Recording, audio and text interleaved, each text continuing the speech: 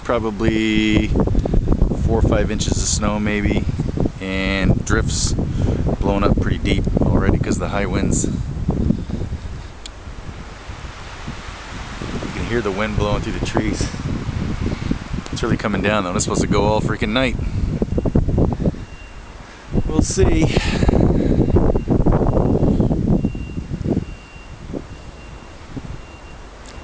I'll update this a little bit later.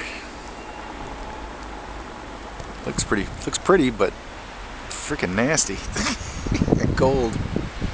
All right, update it later.